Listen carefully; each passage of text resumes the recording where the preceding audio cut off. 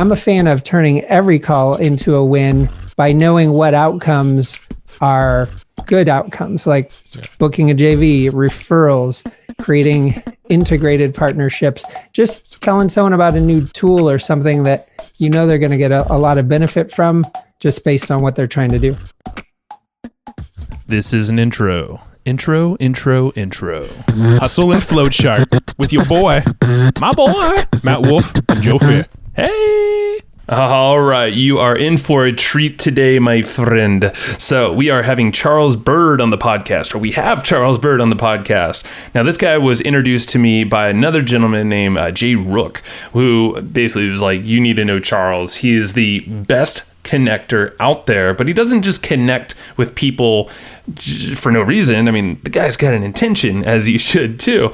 What he's doing is he's creating the most profitable joint venture partnerships through his systematic way of networking and connecting with others. That's exactly what we're going to talk about in this session here. So what's really cool about this is that we are all surrounded by opportunities. We all have a network of people to connect with and figure out what opportunities exist, because they're not usually super obvious. So that's the power of having a system. And also by connecting with people all the time, you're just going to keep stirring up opportunities. I mean, it's something Richard Branson said is, opportunities are like buses. They come every 15 minutes. And in this case, you can set up that if you want in your life. And that's just with connecting with people and systematically having, follow-ups and connections in ways that those can turn into potential revenue, or maybe partnership, affiliate partners. Maybe you have a launch coming up and you want to get JVs on board to help you out. Well, that's a reason for it. Maybe it's just connecting people for connecting's sake. But maybe there's some revenue from that too. Whatever the point is, Charles is going to lay out exactly how he does this with the tools, with the systems, with crazy hacks that we never even thought of. So just strap in, because this thing is going to be a doozy, and we all need to connect with people. I mean, period. We're humans. So you might as well do it from the best, with the best, structure and system and person who's doing it that I've found yet. So you're going to have fun here, and make sure to get the action guides. They're totally free. It's actually just the action guide for this episode. They're free for 2 weeks of this episode going live.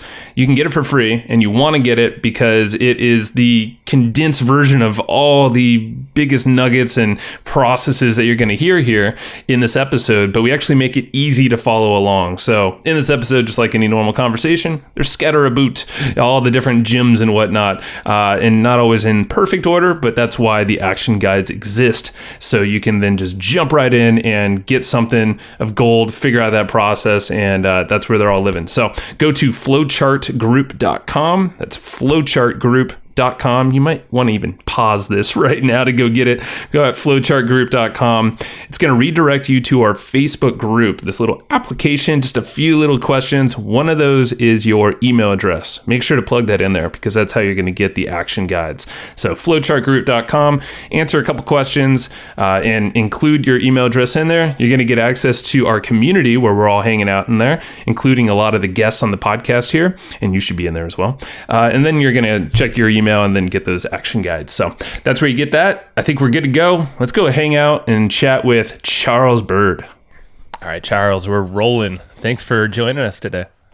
My pleasure. Thanks for having me. Yeah, man. I mean, we're kind of talking about this off air just now. It was like you showed up at the right time. I feel like we've been thinking a lot about this. We've been getting requests is, on the affiliate or joint venture side of things, how to properly do that, kind of the why, the how. And I know there's different models there as well. So I think bringing clarification to that from your perspective would be super helpful. And then we were talking about how you were talking about our show actually, and you were talking to your group, and like, they named the show like really nice, and it's actually an extension of our personalities, and the hustle being me more so, and the connector type, which you are. I felt like, oh my God, this would be like, for me selfishly, like a really cool chat, because you're all about systematically connecting with people and growing your network with purpose. So I think it's going to be a cool discussion around those two pillars, I guess. Yeah, it was fun highlighting you guys in the group because we were going through this exercise of designing your irresistible offer, the naming, the market, the pricing, all of that. And I was like, right at the end, I'm like, and I'm going on the Hustle and Flowchart podcast. Nailed the name. Nailed it. Great. Thanks for the shout out there. Well, give us a little before we jump into all the meat. Give us just a quick little up to speed background of yourself, maybe before the JV world, because I know you were doing some other stuff before that. Sure. So I worked in the Silicon Valley for 15 years. I was a director at $1 billion software company. I left because I wanted a taste of that freedom I read about in books that entrepreneurs were purported to have. I created a low ticket productivity course, and being brand new to the space, had no audience at the time. So I figured out very quickly I should simply make friends with the folks who already had my ideal audience. And so even though I was teaching on productivity, I'd frequently get asked to speak at masterminds and events on joint ventures, and was basically talked into putting on an event specific to that called Pure JV, which has been running now for more than 4 years. Nice. And so I consult on that. I have a group program on that. I systematically book 2 to 6 joint venture promotions per week for my own programs and offers. And it's very fun showing people how to do that. Just like you, building relationships and having the best practices, habits, digging the well before you're thirsty, staying connected with people. And it's based on providing value first. It's based on kind of having a wake of goodness in front of you. And so people pick up on the first ring because every time you're around, they end up with something cooler than before you showed up. Mm. Yeah, no, it's an interesting way to look at it, because it's definitely how I've always leaned into relationships is, it's creating this bond, and there's always a mutual connection somehow, even if we're kind of not the same, talking the same language or whatever in business, but there's finding commonalities, and there's opportunities that come of that. And the fact that you're booking 2 to 6 every week is telling of that. Before all that, I feel like, because you have a perspective around affiliate marketing or getting affiliates, behind you to promote your stuff as compared to joint ventures. So kind of curious of how you would define the two of those.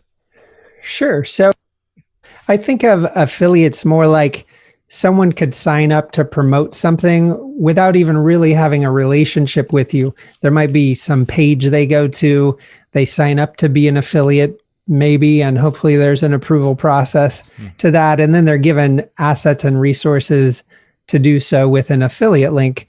I do that frequently with software tools. I'll be like, for Evernote, Asana, Stu McLaren's Searchy tool. Like if you're referring tools out anyway, you might as well make a penny on it.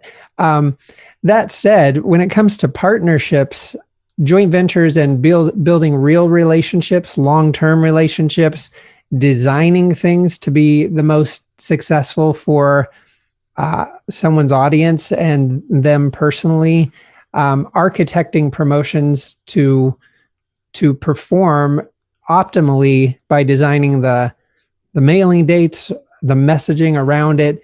It's just a lot warmer and personal, and you get better results. It's more fun because you end up having conversations with folks like you. And so it's more rewarding, and those conversations lead to an insane amount of opportunity as well. It's, I frequently feel like I'm in Scrooge McDuck's money pit, but I only have so many hands and pockets because there's literally more opportunity than you could possibly even chase down, which you guys probably experience that with the guests you're having on regularly. Oh, yeah. There's always cool opportunities that come from those conversations. That was one of the reasons we started a podcast. It was to create this systematic, a way to connect with people at scale, and the ones that, we wanted to give value along with the world to, collectively put that out there. But yeah, you're right. I mean, on the back of these podcasts and even before, there's a connection happening and the relationship building. And Yeah, we found through the course of conversation just here, but also outside of this, like, shoot, you never know. There's always these little hints. I feel like there's like breadcrumbs always being laid in conversations if you're paying attention. You can either partner up or maybe you refer someone else to someone else. It's kind of like Jay Rook did for you. He's like, hey, you got to chat with Joe and maybe there's a podcast or something here. You guys seem like similar people. So it's... Yeah, I consider it connecting the dots for others simply by listening first, like listening to what people are into, who their market is, their ideal clients, their core offers. Because when you learn about that, it puts you in a wonderful position to help them. Maybe you know an ideal client for them, so you can send that referral. Maybe you know an ideal JV partner. And it gives you a sense of this person and their audience and market. Is there a fit between perhaps what you offer? And the intention is, whether there's a fit or not, the goal is to provide them value to get where they're going faster. And I have a example I like using about a joint venture call that wasn't a fit. And it would have been really easy to be like, well, this person happened to be in England selling foreign language training, which not a JV fit for me or my audience. So we could have said, well, that's cool, good luck. But instead we said, who would be an ideal partner for you? And so he came up with some names. I came up with some names. He connected me with Dr. Mativier, who I booked a JV with. He connected me with Jonathan Levy, who I've booked many JVs with. Jonathan Levy referred me to Joe Polish, who I helped with his systems for 5 months. And right before Joe went on sabbatical, he booked hour and a half with me to be prepped for that with his systems, all from a JV call that wasn't a fit. So I'm a fan of turning every call into a win by knowing what outcomes are kind of good outcomes, like booking a JV, referrals, creating integrated partnerships, just telling someone about a new tool or something that they're going to get a lot of benefit from just based on what they're trying to do. Yeah. It sounds like, based on the definitions that you're giving, I feel like we do more joint venture type stuff than we actually do affiliate marketing. And with the products that we put out, we're definitely more joint venture, because we do invite only. Like, there's no public affiliate program where people can just discover the affiliate program, sign up. Like, we need to send you a link, you sign up. Once we approve you, we'll get on calls with you and give you assets and figure out the dates that you're going to promote, and we work really closely. So it sounds to me that's kind of like the differentiator, right? Like an affiliate might be like, I go to ClickBank, sign up for a ClickBank account. I get an affiliate link that's just for a product that's available. They have a resources page where I can go download swipe copy or whatever, banners, that kind of thing. And that's the affiliate play. But the joint venture play is more that hands-on, we're going to work with you. We're going to sort of kind of a smaller group. Is that kind of the...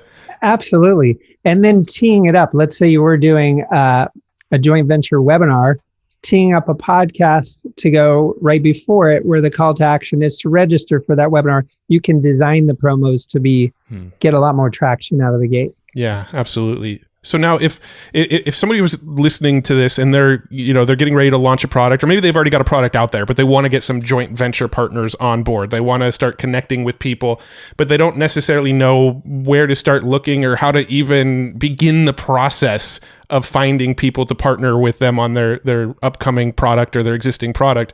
Where do they start? Sure. So we always want to start from our warmest connections and work outward. I've booked JVs from cold outreach to some pretty big people, but it takes way longer. So working from your previous clients, peers in your space, different people you have relationships with already is certainly where you want to start.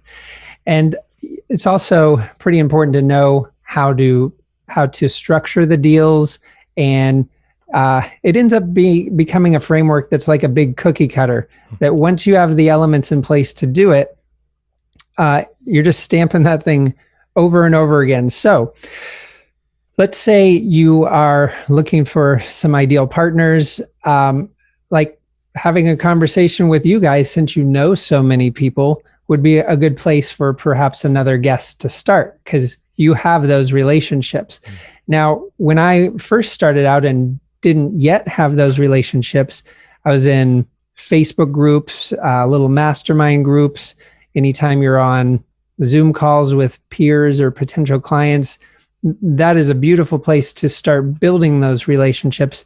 And you can do that in addition from working from warm connections and intros and so forth. But the common practice that I duplicate over and over again is getting an intro to a partner, getting on a call, and I'll have a joint venture booked in 20 minutes, whether they've heard of me before or not.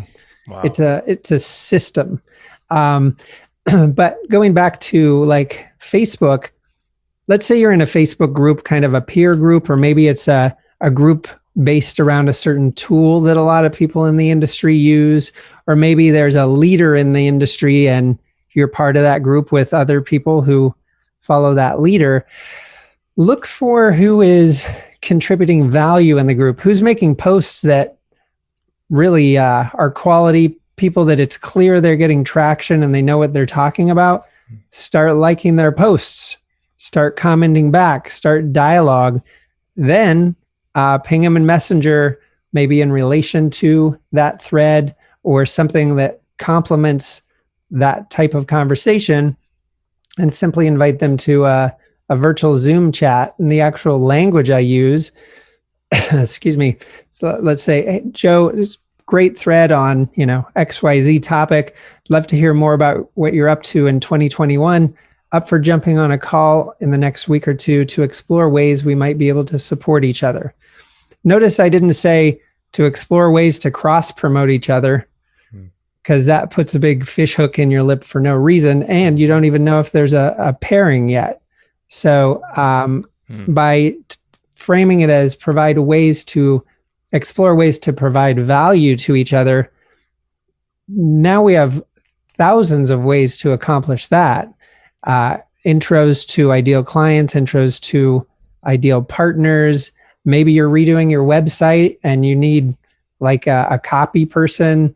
Like, simply by asking and listening, there's always a path to help someone. How would you, this is gold, because this is where a lot of folks listening, if they don't have a community, this is how you get that network going, because they've probably heard us talk about it a lot, because that's one of the first questions or common questions we get is, how do you get all these guests on our show? Like, how do you get these kind of names? And it's what you just described. Like, yes, we had our own network we started with, which we've asked for referrals and built out from. But we've done a lot of the cultivating, like you've said as well, in these other communities, like in the podcast community. There's ways that we've kind of cultivated it there, and then it snowballs. Again, it really doesn't take a lot either. It's almost like you find a handful, maybe 3 folks that trust you, connect with you on a deep level, your mission, beliefs, and you support them, obviously, with all the things that you just said, refer them around, maybe do some deals. But then they're going to start to grow that network with you in the brand new space. And it's pretty cool to do. I mean, it's actually a fun game, I feel like. It is. And like right now we're expanding my sales team, because right now you're looking at the sales team. And so just because of that network and nurturing, I mentioned it to one friend, and next thing you know, I'm talking to the guy who built Tony Robbins' sales team, and he's connecting me with like top end sales folks, because that network's in place. And even for him, I'm connecting him to communities that are perfectly aligned with his goals and the integrity he brings to business. I'm connecting him with communities that are purely based on that shockingly he's never even heard of. But I mean, these are groups that spend time on Necker Island. I'm curating a group to go next month. But as he was providing me value in how to bring on a salesperson, how to structure the compensation, I'm listening to what he's doing, and I'm providing value back to him, to bigger communities, to people in his local area that are just awesome, like people in the baby bathwater mastermind, that big thinkers out doing big things that he doesn't know, but they're like in his backyard. Wow. One story that I enjoy is I was talking to a guy in Israel, and the conversation's going along, and I'm like, "Oh, do you know so-and-so in Israel, Jonathan Levy? Do you know this person?" And he didn't know any of them. And I don't typically do it this way, but I connected 12 people in Israel all in the same email. Oh, wow. And the next week they had a mastermind, and some of them are best buddies to this day. And I've never even been to Israel, but it's simply paying attention, like who people are, what their like magic trick gift is to the world. What are they into? Where do they live geographically? And that gives you all these little entry points to provide value to them. Now, how do you approach it without them feeling like there might be ulterior motives behind the connection, right? Because so with us, for example, with this podcast, I feel like networking is really, really easy for us because we invite people on the podcast. We're basically going and saying, hey, here's a way we can add value to you. Come on our show. And that's how the connections open up. So it's like we're approaching with like, we're going to give you something of value. We may get something in return. We may not. We don't care. We just want to provide value for our audience. And that's how we've always approached it with the podcast, which makes networking really, really simple. So I'm curious, if you don't have a podcast, you know, how do you sort of approach it so that people feel like comfortable getting on the call with you in the first place? Sure. So, one, let's loop back on the podcast, because when we look at giving people reasons to connect, the show is a beautiful one.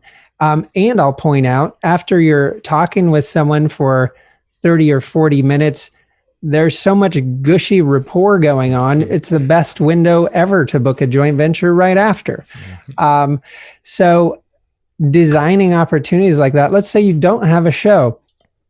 I never actually had a formal show, but I would interview people and share it with my audience, put them up on Facebook or do a Facebook Live. I just did a Facebook Live with Eben Pagan about a month ago and Lisa Sasevich about a month before that.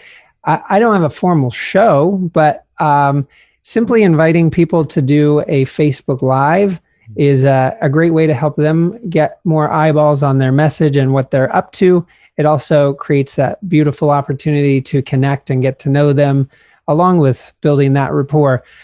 So that podcast, summit, simple things like I just mentioned, a Facebook Live, how much setup's involved with that?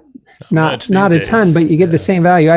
I've done over 70 interviews with people like David Allen and other names, like bigger names, and I've never had anyone decline being interviewed. Yeah. No, and that's before anyone had any reason to come on a show with me. Yeah. I mean, we've found similar results with this show. Most people are very happy to come on the show without, asking download numbers or even really caring how big the audience is. So, yeah, that's true. I really like the idea of the live stream too, because like everybody can kind of cultivate at least a small community in like a Facebook group or something, and then that's your entry point. Let's start doing Facebook Lives to the group. Ideally, more people want to join the group because they hear about the Facebook Lives, and you can kind of snowball it. Yeah, exactly. In my program, we call that a social JV.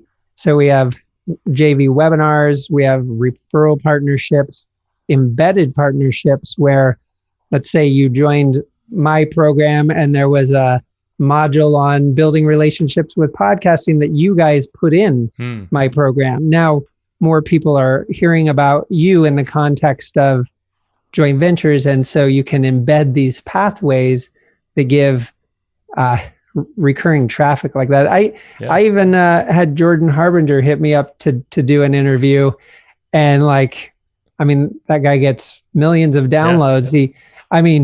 If people have their own vantage point, but I'm like, this dude's coming on my show? Okay. Yeah, we had him here as well. And it's very interesting. I think there's a lot of belief or understanding now that it's not the bigger the list, the bigger the audience. It's really the relationships. It's the bond that the host, multiple hosts or whatever it is, the glue that holds those people together. And, if there's a tension, in that space, then shoot, like you could probably get almost anyone you want on that show on or a live stream to your Facebook group. You know, it's not really you just got to ask. I know that's a big thing, is just getting the referral or actually creating that space for it to happen. Yeah, so there's a whole array of ways to provide value. So someone who had come to one of my Pure JV events gave me an intro to Yannick Silver, who runs the Mavericks. And I'd never met him before, but I'd heard about the Mavericks. And so the first call, I just mentioned how I was speaking at different events, just basically secretly planting the seed that, hey, I'd like to speak to your group. But then I said, look, you manage a lot of things, and I know you're into systems. Would you like me to cover some of my systems to streamline what you're doing? So I wasn't pitching him anything. I was offering basically expertise on systems since he manages so much. And what happened was, not too long into that, I showed him a tool I use called the Brain. It's a dynamic mind map, which he also uses, which was shocking because no one uses it. Never heard and of it. Yeah, basically anywhere you click, everything shifts around it relationally. So basically after he saw this web of connections, I track all the different verticals like podcasters, high ticket people, copywriters, finance people, and a lot of that rolls around in our heads, but having it in an actual framework to reference, after he saw, it's funny how these words are, after he saw my brain, he said, we're going to need many more sessions, I can tell. And now people who join the Mavericks, they get access to one of my programs through there, and Yannick sent his teams through there as well. So let's look at the gateway there again. I wasn't going in pitching. I was going in providing value, basically expertise on something I knew would likely be of interest to him, which quickly transitioned to him noticing the breadth of my network. And now most of our relationships about me sending various intros, and I got one from him like 2 days ago. So we're always just looking for these entry points, and there's like 1,000 ways in. So it's something I call the reciprocation trap, where we don't reach out to someone because maybe their list is 50,000 and yours is 5,000. So you're like, well, I'll just stay over here and not even bring it up. That's the reciprocation trap. We feel like we have to give something the same back when we all have different needs and goals. That is something I've thought a lot about. I mean, that happens just in personal relationships. I had this talk with another guy. I'll name his name now, Angelo Cisco. He's been doing more personal coaching with me, but in trade, I'm doing, and it doesn't need to be a trade, but we talked about how there is this stigma, but like I'm giving him some podcast consulting and advising there for his brand. But we chatted about that exact thing, how there's this reciprocation thing that we feel like we have to do, and that prevents a lot of the asks that prevent us from growing in some way. You know, he knew he had something to offer, and typically it's almost like these things that are not currency or money is, you know, if like there's a value of exchange that we can do here, even if it's just an introduction or just a good chat. Like some people just want to connect with someone like this too. Definitely. And part of this process, the way one of my groups titled what I do is systematize niceness. So let's say we're jumping on a call, and I have something I had to reverse engineer what I was doing so that I could teach it, but I didn't really realize what I was doing. So let's say we jump on a call. I call this the invisible pitch. So we jump on a call. You're like, Charles, how are you? And I say, I'm good. I just got off my group program call. Before that, I closed a new private client, and the call before that, I booked a webinar. How are you? Basically, you take things that have momentum in your world, and you bake that momentum into the conversation that also plants the seeds for the outcome of that conversation. So if you were an ideal client prospect, I'd mentioning the systematic booking of JVs, that's enticing. Closing sales, clearly there's momentum there. Or let's say it was kind of a JV call, and you're only taking things that actually happen to you in proximity. But if I tell you I've booked 3 JVs already today, you'll think, okay, there's momentum going on here clearly. And maybe he wants to book a JV with me too. Why are we talking, right? So it helps guide those outcomes. And when you listen to what other people are trying to do and provide intros or ways to support out of the gate, you never ask for anything. Just the proximity of service, people bend over backwards to help you as well, and crazy opportunities come out of that. So it's a beautiful synergy, and it's also by design. Yeah. So I'm curious, how do you, at what point and how do you sort of shift the conversation into, them promoting you, right? Up until now, we're building relationships off of like what we can do for them, bring them on the podcast, bring them on a live stream, find connections we can help them make, do the things that benefit them to build the relationship. How does that conversation at some point flip into, okay, now we've got this launch and we'd love your help on it? Like, how do you transition there? I'll give you the actual transition you guys should use because you have a podcast. So we have that setup call we did about being on the show. Then we've got the actual show. So before we hit record, one of the things I would recommend you add to your flow is say, hey, after the interview, can we build in like 10 minutes to sync up further? There's a few items I'd love to talk with you about. And so for one, that means when we hang up, when we stop the interview, I'm not expecting to just leave. So you've set that expectation up front. And then we go through this interview. We have a great time talking, sharing ideas, getting to know each other. I'm as warmed up as could possibly be by the end of this. I'll give you an example I read in the book Persuasion. Yeah, Cialdini. Yeah. So in that example, the guy's a professor, and he was taking a quarter off to write a book, and he was going to a different school to, I guess, sit there and work. And the dean or principal or whoever runs the place got him the office he wanted, got him like next to the other people he wanted. And he tells him all of this. He's like, I got you the computer you asked for, the this, the that, the that, the that. Oh, can you teach this course for us? And he's like, sure. Even though if they asked the day before or the day after, he would have said no. Not that, I mean, we liked lining these up so they would say yes anyway, but the proximity matters.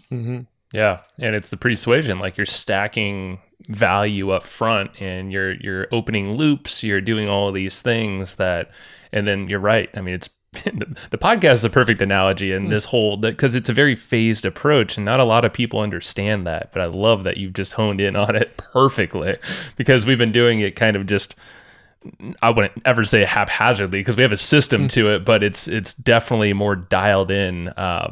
There's layers of awareness and relationships like clearly defined in just this right here, which is pretty wild. Yeah, and it's there's so many different entry points. You guys happen to be sitting on a beautiful one that will work really well. I have podcaster friends who, even if they never release the podcasts are worth it just for those connections. Yep. But don't be that kind of podcaster though, please. Yeah, but there's also going out of the way, shifting to wowing your partners with or partners you want. I'll give a couple quick examples, but one, Joe Polish tried to introduce me to Eben Pagan 3 times, and Eben never particularly responded. He's got, quite a few things going on. So last year, I guess the year before at this point, I know what camp he stays at Burning Man. So I went out of my way to wander over there, and turns out he was speaking. So it was pretty easy to find him. So I waited, listened to him and his wife, Annie, talk, and then chatted with him afterward, very briefly, like 10 minutes. He's like, here's my email, book a 15-minute call. He didn't really know me. That didn't seem like he knew me. So I booked a 15-minute call. I didn't open up talking about business. I was talking about things I knew he was into. In this case, Burning Man. Showed him a movie I made there and stuff that is interesting to him. Then I'm like, hey, you've got a launch coming up. Would you like intros to some partners? So I sent him connections to some big partners. And then he featured me as the JV expert in his high ticket virtual coach program, invited me to a 5-day mastermind and event in LA. Then when the pandemic hit, he started a mastermind called the Visioneers. It's a peer group like Jeff Walker, JJ Virgin, Jay Abraham, Stu McLaren, like the who's who of internet marketing. And guess who's there too? All from the shift to wowing your partners. Like, go out of your way to do cool things. Go out of your way to support them while you ask for nothing. Now, there's different kinds of people in the world. I spend my time with people who don't take advantage of that. So careful who you're doing that for. Sure. But I'm sharing that example, and I like sharing examples that show there's more than one path, but the theme is always providing value first. Yeah. No, that's a great example, and I love that story. I'm super curious, and so I do a lot of what you're saying. I mean, I'm chatting with a lot of people, like, and you mentioned the 15-minute call, like just over the last 2.5 weeks, I've been doing tons of these 15-minute calls, actually with our own audience, which the intention, like, it was kind of, it was actually a challenge by our mastermind. It was Roland Frazier and a few of these other folks. They're like, you just got to throw something out there, and interesting things came back. And it was really in the form of a lot of JV or opportunities. I mean, it's just really good relationships anyway to get feedback. But a lot of them have turned into, oh, I'd love to promote your stuff, or hey, I have this product, can you help me scale it? And then that led to an introduction to a different partner of ours that can actually help out. So exactly what you're saying, it's kind of just like stirred the pot. It's like there's a lot of stuff that can just happen here. And so I'm curious though, after these calls, you're very systemized and you have tools. Like, I'm curious about the brain, but how do you keep track of all these conversations and the follow-up? Like, when you actually get into software and systems, like, do you have a CRM that you go, or what's the process look like? Yeah, so there's these relational best practices, and then we need systems we trust. And I designed frictionless systems. So everything's talking to everything else.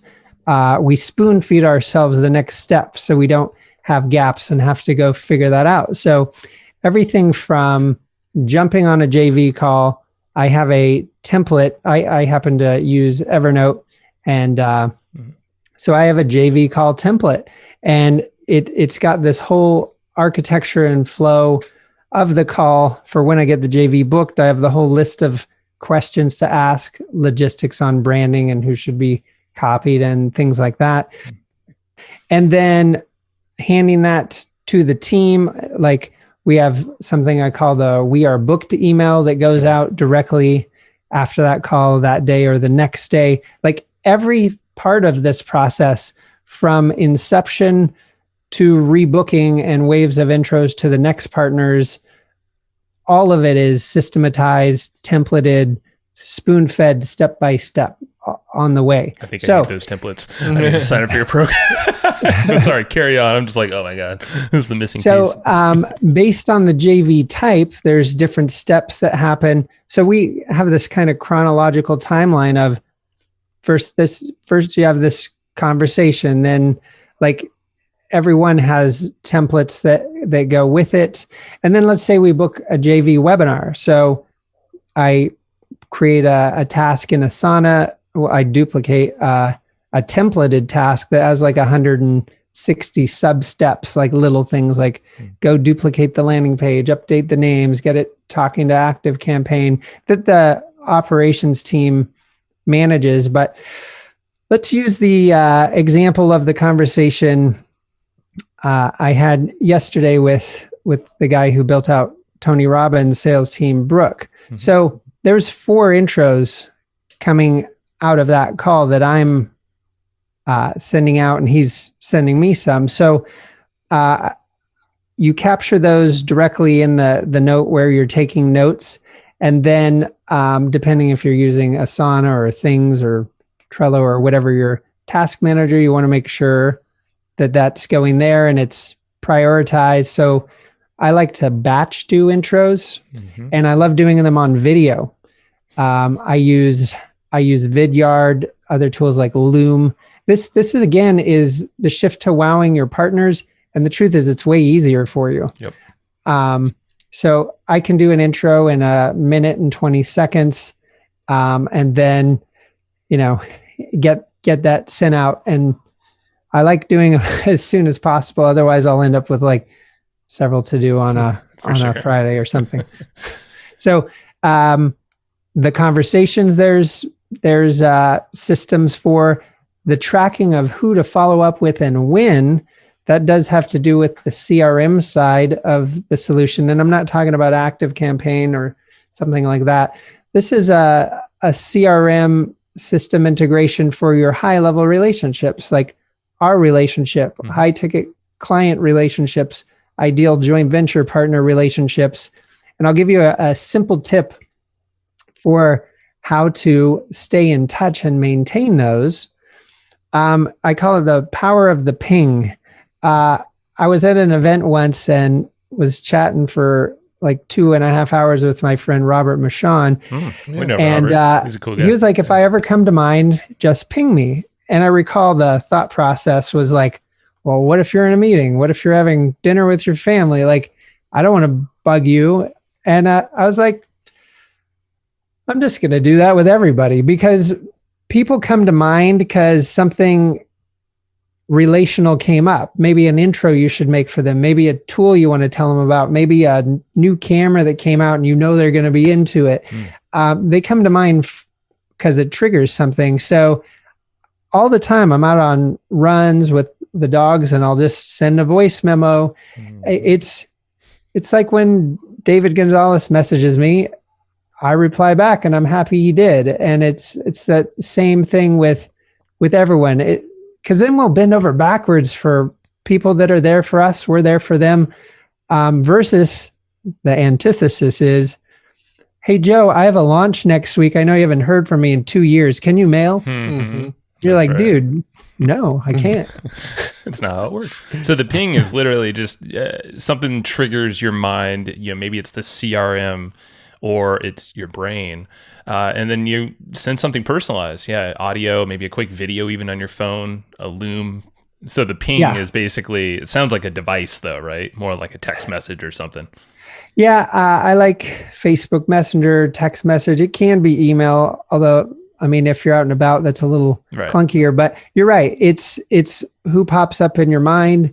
And then the CRM also does spoon feed who to reach out to when, based on the last time you talked to them, or maybe you're closing in on booking a JV, like maybe they promoted you 6 months ago.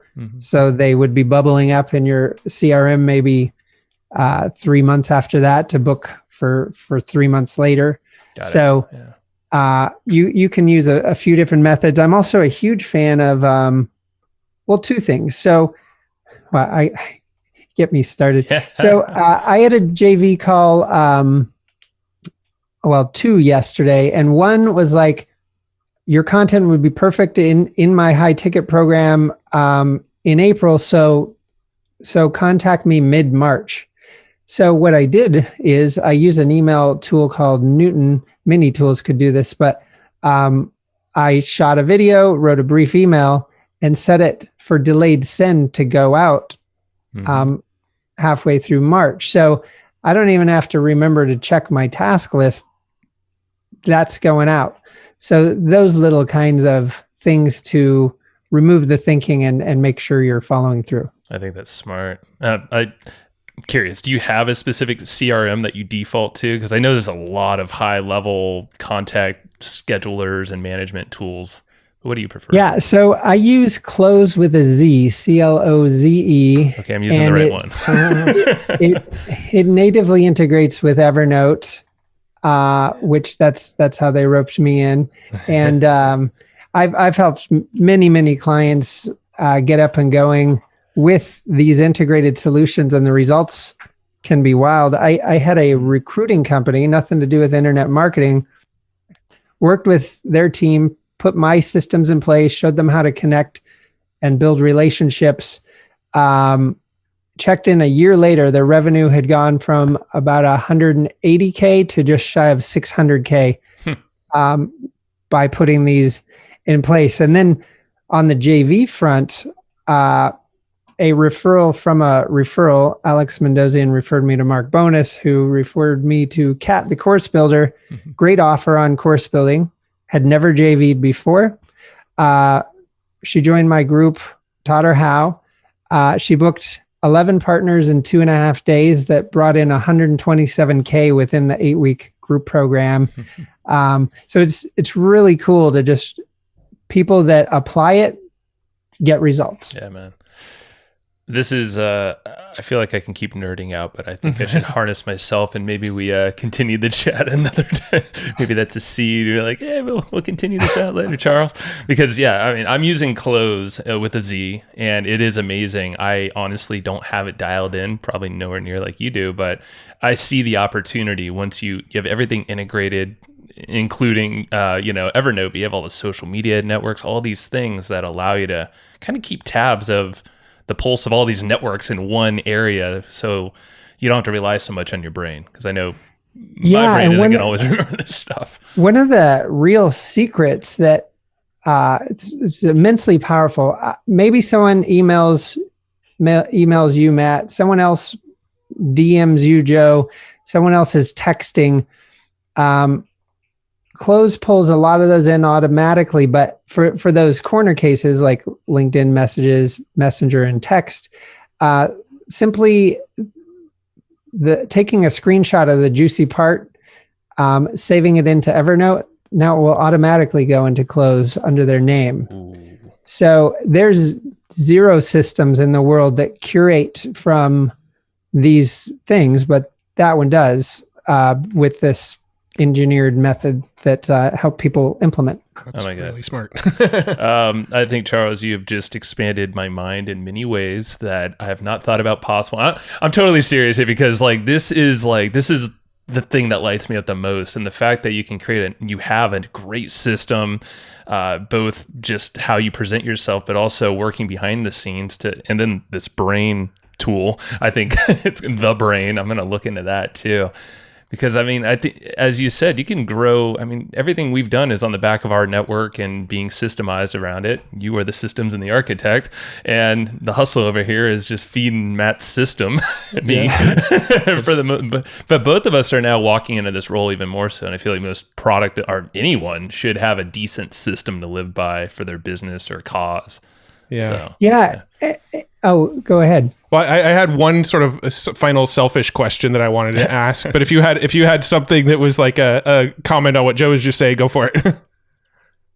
Well, I was going to just mention there's the relationship side, shifting to wowing your partner, shift to warm leads instead of paid traffic where you're at the mercy of the algorithm and the Facebook apocalypse happening right now. And then the systems behind the success. The last part of those 5 shifts to a never-ending flow of clients is an irresistible offer. And getting that part right is like breathing oxygen for the first time. My business partner, Bill Barron, walked me through that for my Pure JV group course. And conversions went up by 4 times overnight.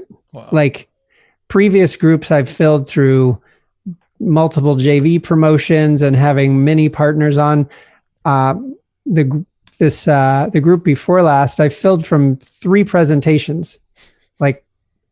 So getting that part right combined with these other things, it's insanely powerful. I have friends who would kind of started to try to JV, gave them the system. Their first webinar pulls in like 32K. My friend Tim Francis, he's got a great network. Yeah. He hired me and went through the group, and he was late to one of the calls. He's like, sorry, I'm late. Your system doesn't work so good. In the last 11 days, I've booked 13 webinars and stages. So it's like, it's those things together. It's being great at relationships, but knowing how to guide that to a positive conclusion for everyone. Was that Tim's financial offer, by the way? Well, he's also got the great assistant offer. Yeah, he has both of them. Yeah, because we were a stage for him at multiple times, and I know for a while he was just like he was cranking out presentations. And, and I bet that was probably a result of you. He's one of those voracious action takers. Yes. In fact, Matthew McGregor, who put this system in place, he has an offer on building mobile apps. It got him on Mike Phil-Same's radar, who invested in his company. And now Matthew's list is 350,000 people because he let relationships and systems pop him onto the radar and then got picked up in the current of awesomeness. Yeah, it's rad. Your selfish question. I'll save it for later. I'll ask you the question in email. Bring it. Just bring it. I'm all ready. Right. So my last question was going to be, so as a podcaster with our podcast, one of the things that I think we get in our own heads about a little bit is, let's say we interviewed somebody and then a year goes by after we interview them and we don't necessarily have a reason to follow up with them, but we do want to kind of stay in touch with everybody that we connect with. What are some, like, I was just going to ask, like, what's a good sort of route to make sure I stay connected with people, even if I may not necessarily have a real specific reason to connect? I just want to make sure that we're still keeping alive.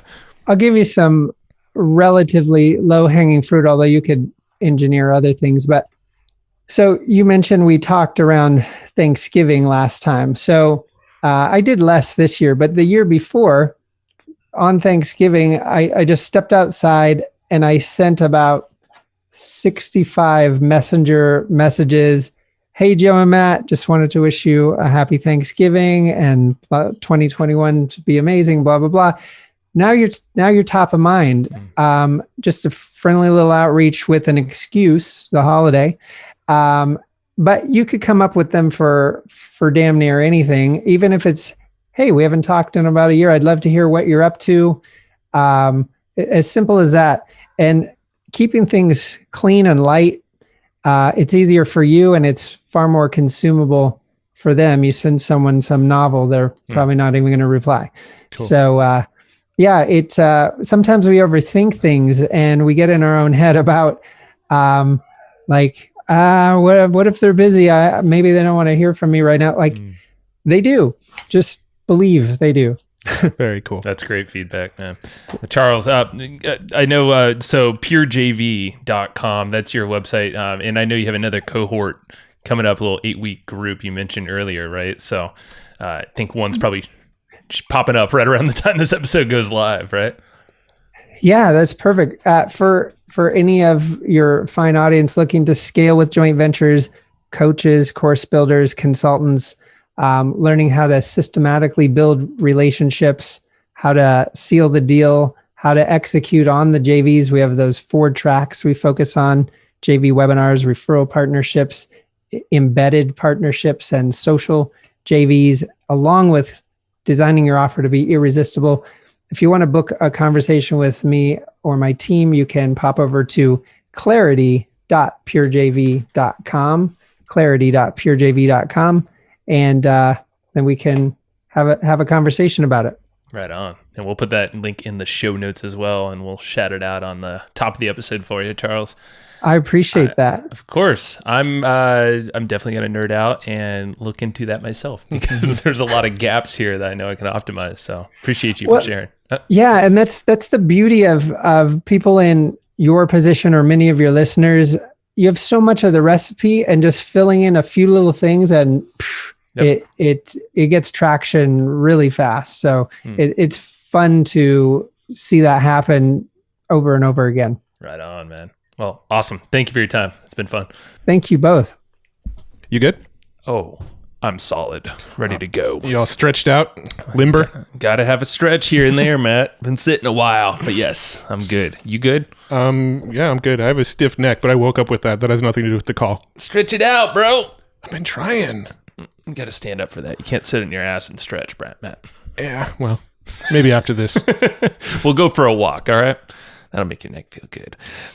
Sweet. Yeah, man. So Charles, I want to hear your thoughts because I felt like this was definitely me nerding out on this side. I mean, we both were, but I want to hear what your big takeaways. I mean, I really like the systematic elements of it. You know, like the using close, the taking screenshots of your text messages and Facebook Messenger, throwing them in Evernote so that they sync to close. That's brilliant. So that like if you have communication with somebody and you're talking to them on emails, you're talking to them in text, you're talking to them on Facebook, the messages are all over the place. Well, using a combination of Evernote and Close and screenshotting the communication, you can have like a central hub for all your communication that's happening right now. Mm-hmm. And then also Close has like that functionality where it will remind you at sort of periodic intervals to like, hey, don't forget to follow up with this person. And when those reminders come, you can just do his, ping method, just like, hey, was thinking about you. I want to say, hey, let's catch up soon. That it's really good. the fact that like networking and the relationship building has been such like an organic process for our business, for me, I get lit up by seeing the potential systematic elements of the same concepts. Same. Yeah, man. I mean, for me, I'll just be honest, is I obviously, but I'm not, my strength isn't in building the systems that occur outside of these conversations and things. But shoot, if I have a great system or framework to follow, sign me up. Yeah. I'll fill that bad boy and follow along, So that's why I was like, the CRM. And the fact that you said Close, I mean, I've been using Close nowhere near as dialed in, I'm assuming, as his. Yeah. But just out of the box already, it shows you, how you can. Yeah, I knew you were experimenting with it at one point. I didn't know you were actually like in on it now. I like it. I just haven't been able to, again, it's frameworks. So that's where, honestly, with Charles, I think it would be great to, I might go jump into what he's doing because that really, I feel like that's where everyone drops the ball with people and relationships is like, you can have as many calls or do enough, all this networking or clubhousing even, like however you choose to meet people and talk. But it's not only just the follow-up, it's the thought behind it. So it's recording little hints about someone and making the relationships happen, connections. And I think that's where, I mean, you can probably chat with half the amount of people. If you have a great system, you're probably going to win more than the person that's just hustling, having a bunch of calls and not having a system back there. I think if you take anything from this call, you should take the fact that if you have a podcast, networking is a hell of a lot easier. We've been saying it, but like, oh my God, Charles gave like the perfect flow for a podcaster. Yeah. To just open up the ability to have some conversation. And it's super simple. I love it. Yeah. And I mean, we were kind of, at least with some of the questioning that I was asking when I was kind of honing in on like this sort of JV and how to get JVs. And I was kind of hammering that a little bit. Yeah. That was us being selfish because we have our Pod Hacker launch that depending on what's... This is tough because we always record these so far in advance. Sounds so stressed out. Oh my God. I don't know. Who controls the calendar, Matt? Matt. I do, but as we record these, I don't necessarily know exactly what date they're going to be released on. Okay. Because just talk about Pod Hacker. It's not a mystery. Rearranged. And, doesn't matter. Talk about it. I decide to not release episodes from time to time. You're the puppeteer, you're saying. Yeah. Like the one we did with Elon, I decided not to release it. I don't know if we should release that one. Yeah. The one we did with Richard Branson. I definitely don't release that. Yeah. I don't want to share that with anyone. That one was just too, like, dude, he taught us how to like build an airline from scratch, make $1 billion, and he gave it in a step-by-step process without needing any capital. FTC, if you're listening to this, that is not accurate, or at least we can never. Why are prove you worried that, about the FTC? We have an interesting collective of folks listening to us. I'm not going to discount the ability or the potential. Hey, I'm not teaching our audience what he taught us. That's true. This is true. I don't know. I just hear claims. Yeah. Maybe not. So, some episodes they don't release, and because, it's Elon and I want to keep it to ourselves, or Richard Branson. But, besides those guys, I guess. I'm just explaining why I don't necessarily know when this episode's coming out. I got it. Okay. Those are fair. But Pod Hacker is most likely live now at the time of this being released. And so I was asking a lot of these questions because we're releasing it internally first, and then we're opening it up to JVs afterwards, invite only kind of thing. And I was genuinely curious, like, okay, we've made a lot of these connections off the podcast. We've built a lot of relationships. We're pretty well networked people, but we never ask. We're always give. And we designed it that way. That's what we like. We like to be able to prop other people up and put people on our platform and, help our friends and stuff. Like, that's what we do.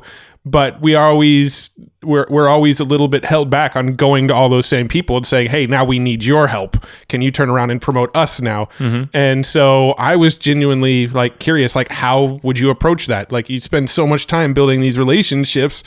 I don't want to, this is obviously a sort of limiting belief and it's all in my own head, but I don't want to go and sort of taint the relationship by saying, all right, now you promote me, and I think he had some really, really good advice in that world. Oh my God. Yeah. Yeah. And and I think it was one of the very last things is just reach out, just ping them, because guess what? You're always thinking that, bugging them or whatever. And he's like, they want to hear from you. Yeah. And it is absolutely true.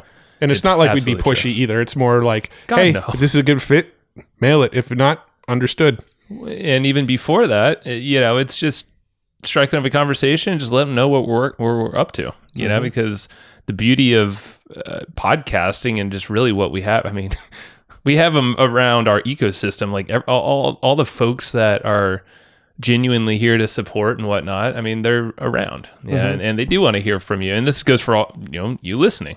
It's you have people that are kind of circling your online presence, offline presence, whatever. Just you as a person. Why? There's no harm in pinging someone. And it's like your family. It's like you probably want to ping your mom or dad or something. It's like go check in how they doing. I mean, same goes with other people around. Well, I mean, yes, and it's a little more it's a little less black and white than that. There's obviously sort of levels of relationship. There's people that we've had on the podcast and maybe they were on 2 years ago and we never really did a great job of staying in touch with that person. It would be weird to approach that person and ask for a promotion in the same way that we go and ask James Schramko for a promotion, who's been on the podcast 6 or 7 times now, right? The approaches need to be completely different 100%. For those two types of people. Yeah. Yeah, and Charles lined out so many ways to do that. Yeah, I thought it was really cool, and the power of the ping. That was his strategy that basically does this. Yeah. So might as well just start with the warmest folks, of course, people that you have the warm relationships with. But yeah, the power of the ping can help with. That's just fun to say, isn't it? Power of the ping. I mean, but dude, it's like POP, POTP. Pop. Yeah, just get rid of the T. Pop. PP. Yeah. Yeah, pop. Yeah. So now we'll just say pop them, and you'll be like, "What do you mean by pop them?" I'll be like, "Power of the ping, dude. Power of the ping." Gotcha. Just pop them. I'll do that. You do that too. Pop them in their earballs. Carrying on.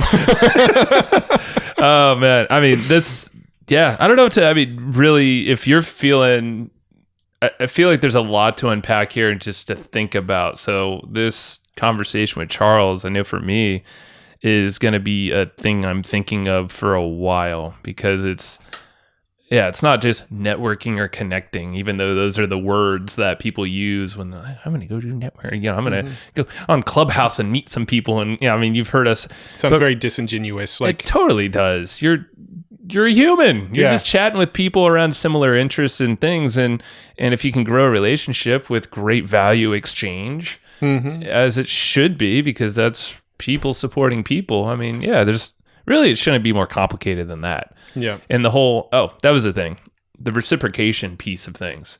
He brought it up and how totally I spoke about how Angelo Cisco, he's been on the podcast here, but he's actually been coaching me on the side. Like we say, a couple hours a month, and we just a couple hours for me, and then it would be a separate couple hour call for podcasting for him. Mm-hmm. We just happen to arrange that way. But it started off with this whole thing of this reciprocation thing prevents a lot of action from happening. And it's kind of like what, in a way of, I think maybe a cold person in your network you haven't stayed up with. And if you're asking them for something, it feels a lot tougher because I guess the exchange has been further away from, the value maybe that we brought to them or vice versa. So to ask for something feels like it's a lot. Mm-hmm. And what I've realized, and Ann just helped me, but even Charles was saying that, is like just the power of the ping is the ability to open up that connection. And you never know, because sometimes these people might be already listening to our podcast, so you're probably more top of mind than you think in some cases, because I know that's been true for us. But maybe it's a social media post they're liking or whatever. I mean, there's like so many other ways to feel like the reciprocation, like that should never stop you. But it's almost like being honest about it, or just putting something out there that just it quickly goes away. But I think that is in a lot of people's minds, is like, but because you see it in the affiliate game a lot, or used to at least. Yeah. It's like, promote me, I'll promote you. And then, or you better promote me or else. It's like, Yeah. I mean, like in closed door conversations, you hear that kind of stuff all the time where people are like, I promoted his launch, did really well, made him a lot of sales. And then when I did my launch, like he didn't promote me. So that guy's a jerk, right? Like that conversation's very, very common in the sort of internet marketer, digital marketer world. And that kind of sours you to that whole like launch model, JV affiliate model, where like you kind of get the impression that like you need to promote other people's junk so that they'll turn around and promote you, right? And I think that's sort of been like baked into our consciousness over the years, is like that's the way it works. But at the end of the day, no. When you promote something, that's where the value exchange starts and ends, right? 100%. If I promote your product, as a thank you, you give me commissions. There you go. End of transaction. Yeah, and or maybe there's just maybe the launch bombed and your promo sucked, or theirs did. Doesn't mean they're a bad person, or you shouldn't keep that relationship alive and find other places or ways to explore helping each other. Or maybe it's just like, I was a bad partner for you. Here, you should talk to this guy over here, or this gal. They have a great audience. And it's like, whatever. But yeah, you're right. I mean, like I felt like it was when we were coming up in marketing, that was like the heyday of launches, and you saw a lot of that happening. And I mean, it's different mindset. And different times, I think, too. Yeah. I mean, I feel like I made mistakes early on in my career following that kind of thing, where I would go and promote launches of products that I didn't totally believe in, but I was doing it thinking like, well, if I do this, then they're going to promote my thing in the future. And it was the wrong approach. Like I look back at that. Totally. I don't regret it. Everything was a learning experience, but I look back at it and go, that was probably a mistake. Like I probably could have approached that better. My relationships with some of these people might be better if I had approached it differently. So I look back at that and go, I mean, that's not the way to do it. I mean, I think Charles brought it up. I know when we spoke with Ryan Lee on another episode, he even said straight up, he's like, you're obviously not promoting software, or in our case, a lot of software, but affiliate products, just because the EPCs are high, the earnings per click, or the commission is 95%. Yeah. We got to blast this out. And it's like, no, because... When was the last time we promoted a product because we were excited about the numbers they told us? I mean, I don't remember one, because each one of these were genuine. I mean, at least in the span of this podcast, I feel like in the last 5+ probably ever. I can't think of any products like that I like in our recent memory where we promoted it because somebody said, "Oh, you can expect this kind of EPC," or "This is the amount of money you'll make if you make it on the leaderboard," or like none of that. Really, the stuff that we've promoted, we went, that tool is freaking awesome. I want to use it in my business. Other people need to know about this. That's been our approach to 100%. Affiliate marketing. That's it. And it doesn't need to be more complicated than that. Yeah. And that's, I think, even with relationships, like we'll just kind of take that same philosophy as like, if we see value in for this person and they're trying to get this thing done, this goal, like help them out, and that's pretty much what Charles was saying. And just with that thing, I mean, there is always a pull for reciprocation. So it's not like reciprocation is just wisdom and it's in what Cialdini's his first book, Influence. That's ironic. That was like one of the very first books I saw on your bookshelf full of like 500 books was Influence. I was like, great, thanks. But like, I think that was one of his principles, right? It's reciprocation. So it's like that's baked in our brains. So it makes sense why this is a blockage sometimes. And reciprocation is not necessarily a bad thing. No, not at all. If the product fits and it makes sense, and like I have something of value that your audience would want, and you have something of value that my audience would want, then a reciprocation makes perfect sense. It's great. It just needs to be. It can't be the rule. It needs to be like if this works out kind of thing. Yeah, for sure. And I think.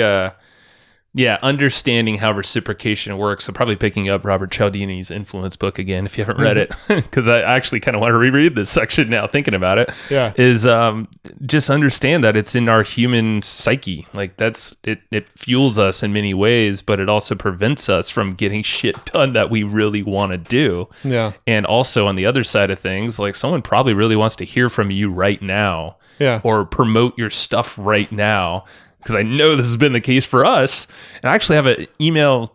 I mean, I've had emails in my inbox for a while. I mean, not right now, this current state, but like where people are like, hey, let me know when you got something to promote. And so I'm like, fuck, I just don't have anything. Like, it's like, it's so cool because when you put it out there, people will willingly just email you out of nowhere. And like, I want to promote your stuff. Yeah. I think like really the best analogy that I remember hearing, and I'm going to totally butcher it, but it came from Jesse Elder. And I think I've even mentioned it on the show before, is the whole planting seeds analogy.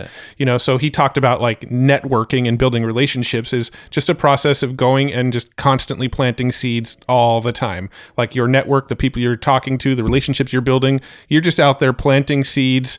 Every time you have a call with the people, that's like you watering them or fertilizing them or doing the things that are going to help those plants grow. Yep.